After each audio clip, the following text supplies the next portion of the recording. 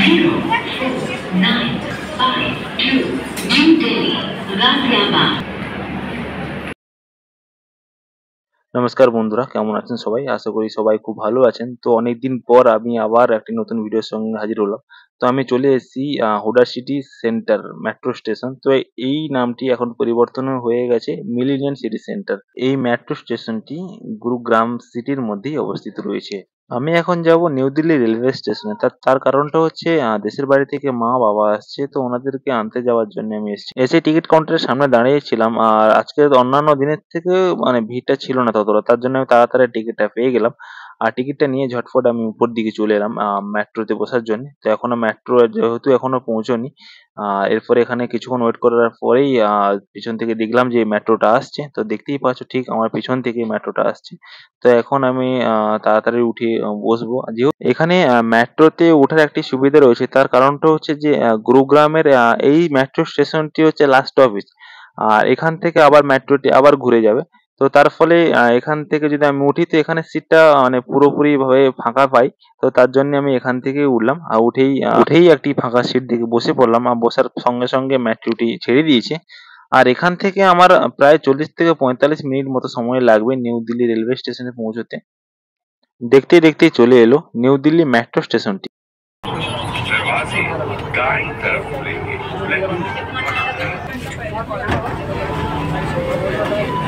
ঝটপট করে নেমে পড়লাম মেট্রো থেকে। আর এরপরে আমি এখন উপর দিকে যেতে হবে। তো এক্সিট গেটটি উপর দিকে রয়েছে।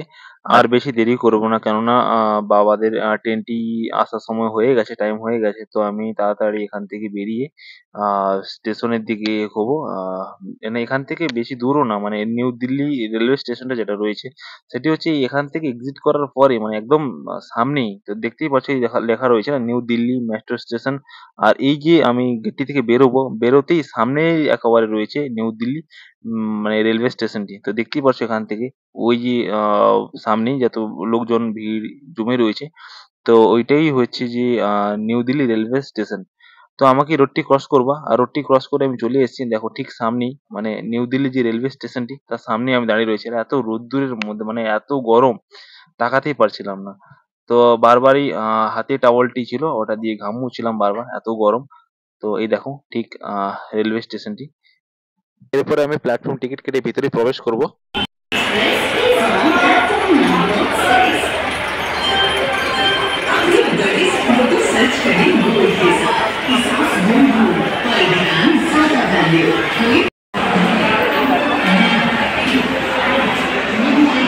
থেকে টিকিটটা নেওয়ার পরে আমি এখন যাব বাবাদের ট্রেনটি এখন দাঁড়াবে 9 নম্বর প্ল্যাটফর্মে।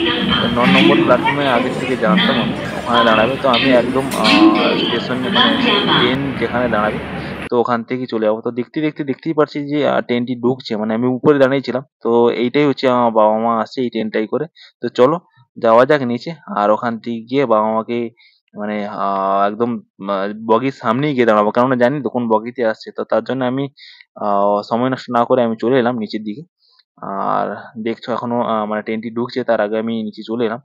আর চলে এসে আমি আগের থেকে চলে এলাম, তার কারণটা হচ্ছে আমার বাবা এখান পর্যন্ত চলে এসেছে, কিন্তু এর আগে পর্যন্ত রাস্তা জানে না।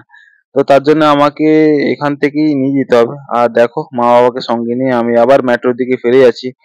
তো তার কারণটা হচ্ছে আমি চাইলে মানে উপর দিয়ে যেতে পারতাম, মানে মেট্রো না হয়েও মানে গাড়িতে করে যেতে পারতাম। মেট্রোতে যাওয়ার একটা সুবিধা হচ্ছে কি এখান থেকে যদি যাই তাহলে পয়সাটাও কম খরচ হয়, তার গরমটাও কম লাগবে। আর মাও মেট্রো এই প্রথমবার চড়ছে, মানে এর আগে কোনোদিন মেট্রো চড়েনি। আর এই প্রথমবার মানে দিল্লিতে এসছে, মানে বাইরে এসছে। তো যাই হোক বন্ধুরা, তো আমি এখানে ভিডিওটা শেষ করছি।